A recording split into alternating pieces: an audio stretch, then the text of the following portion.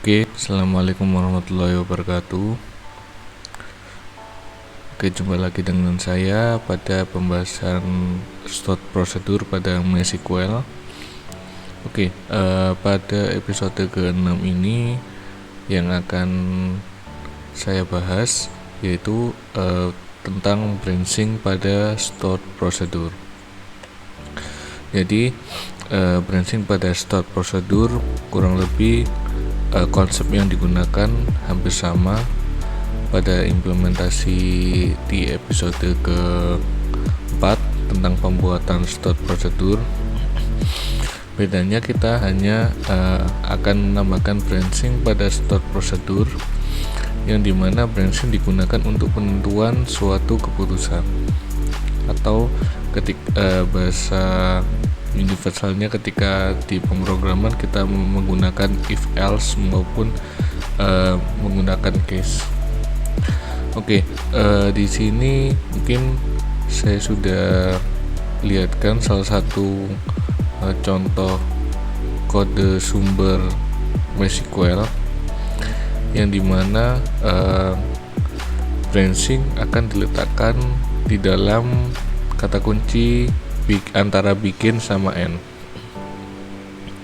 Yang sedikit membedakan di sini ialah branching yang digunakan yaitu sintaks sesuai dengan MySQL.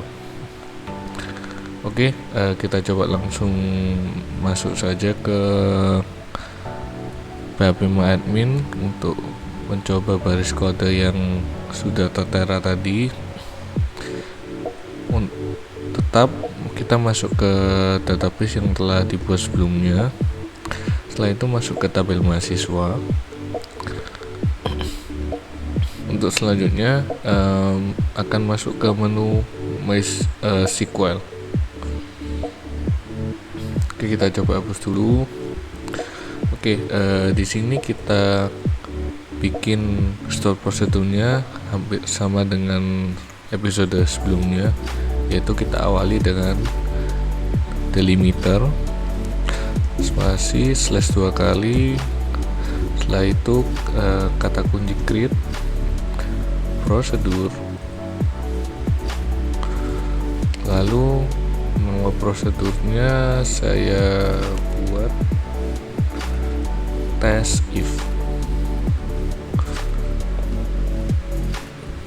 lalu mempunyai parameter yaitu x bertipe integer, lalu y juga bertipe integer.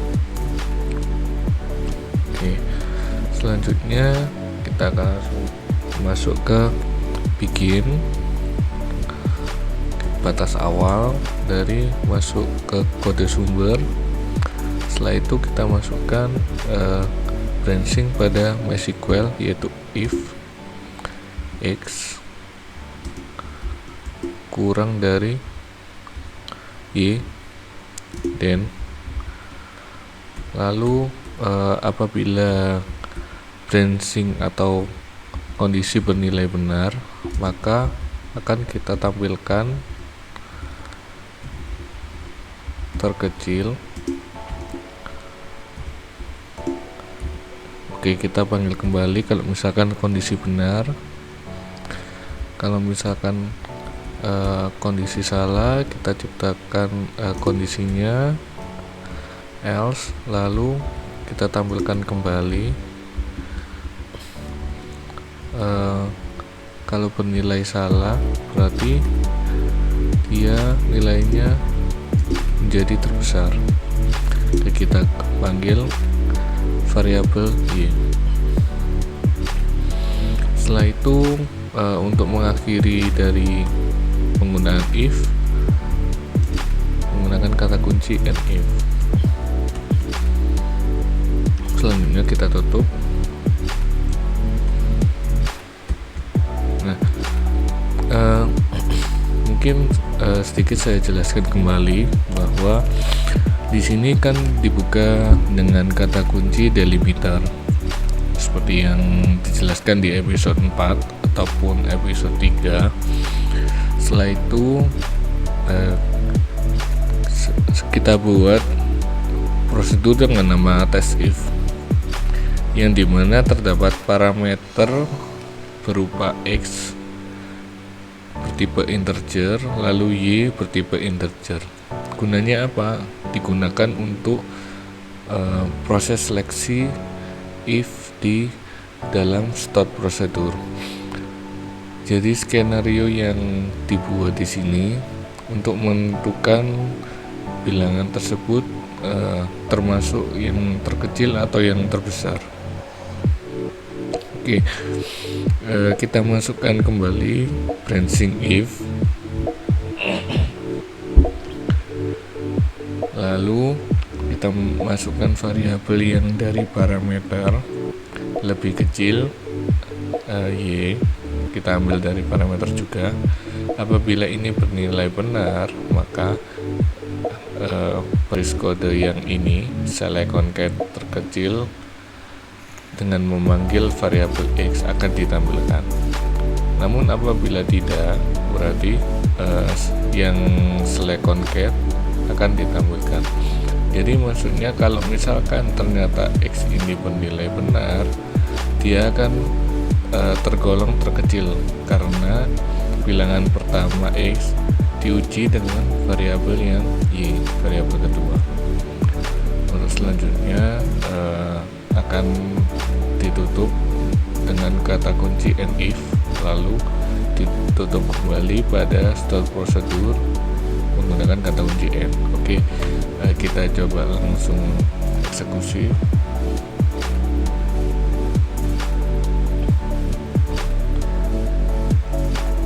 Oke, di sini berhasil ya. Kita coba cek juga apakah stored prosedur tadi sudah tersimpan menggunakan perintah show prosedur status. Kita lihat. Nah, oke, ternyata prosedur dengan test if tadi telah berhasil terbuat. Oke, coba kita panggil atau kita uji dari stored prosedur tadi sudah memenuhi atau tidak. Oke, kata kuncinya call test if. Saya masukkan bilangan 5 dan 10. Jadi 5 tadi mengisi variabel X dan 10 mengisi variabel Y. Oke, kita go. Nah, ternyata di sini yang ditampilkan yang terkecil. Kenapa? Karena pada branching tadi kan X dimasukkan 5, Y dimasukkan 10. Lalu pada branching yang di bawah statement if kita uji apakah 5 lebih kecil dari 10. Karena jawabannya benar, maka ini yang dieksekusi atau yang akan ditampilkan yaitu yang terkecil dengan memanggil variabel X. Oke, akan kita coba kembali, coba kita tukar nilainya. Oke, kita panggil kembali dengan call test if, nilai awal 10, nilai yang kedua 5.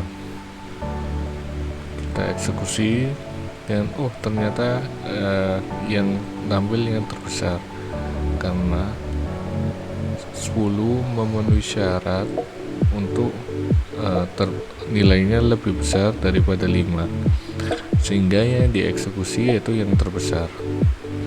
Oke, dari sini mungkin penerapan branching pada stored prosedur. Oke, kita akan coba lagi dengan skenario berupa penentuan bilangan ganjil ataupun bilangan genap. Oke, kita coba buat kembali prosedurnya. Delimiter kita buat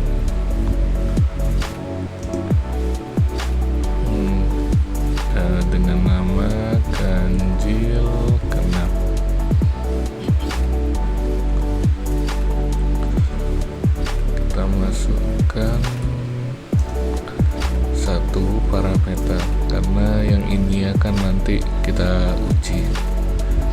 Oke, bikin, kita masukkan if x, kita pakai operator modulus ya. Apakah x dibagi 2 sisanya 0? Jika iya, maka dia akan termasuk bilangan genap. Sebaliknya, kalau misalkan tidak memenuhi, maka dia termasuk bilangan ganjil. Oke, di sini if sudah, kita tutup statementnya. Oke,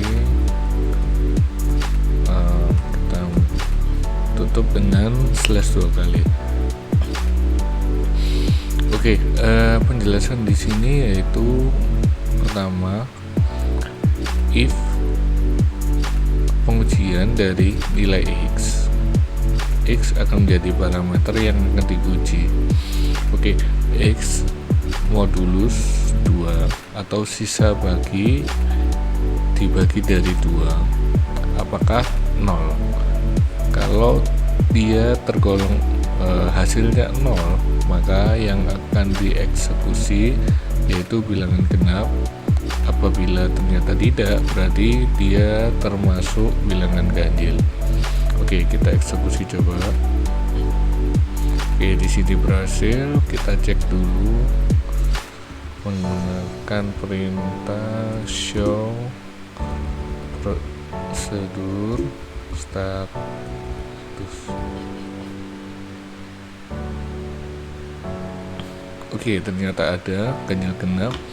Oke, kita coba langsung eksekusi menggunakan perintah call ganjil genap, panggil lagi, lalu kita masukkan coba angka 5. Oke, di sini store prosedur digunakan untuk mengetahui apakah angka 5 itu termasuk bilangan ganjil atau bilangan genap. Oke, kita masukkannya di parameter store prosedur tadi ya. Kita eksekusi. Ya, ternyata bilangan ganjil, 5 bilangan ganjil. Oke, kita coba eksekusi kembali menggunakan bilangan lain, ganjil genap. Kita coba 2000. Kita eksekusi. Nah, ternyata 2000 termasuk bilangan genap. Oke, ini tadi kurang lebih contoh sederhana dari penggunaan stored prosedur yang menggunakan konsep branching, yang dimana branching kurang lebih penggunaannya sama seperti yang digunakan pada bahasa pemrograman pada umumnya. Tak lupa juga pada parameter jangan lupa untuk memasukkan sesuai dengan tipe data yang Anda set di awal. Contohnya, apabila Anda ngeset tipe datanya integer, maka jangan sekali-sekali masukkan nilai pecahan, karena yang terjadi nanti akan error. Jadi masukkan sesuai dengan tipe data yang kalian set di awal. Oke, mungkin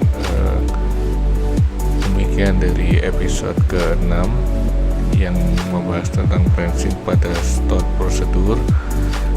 Kurang lebihnya saya mohon maaf.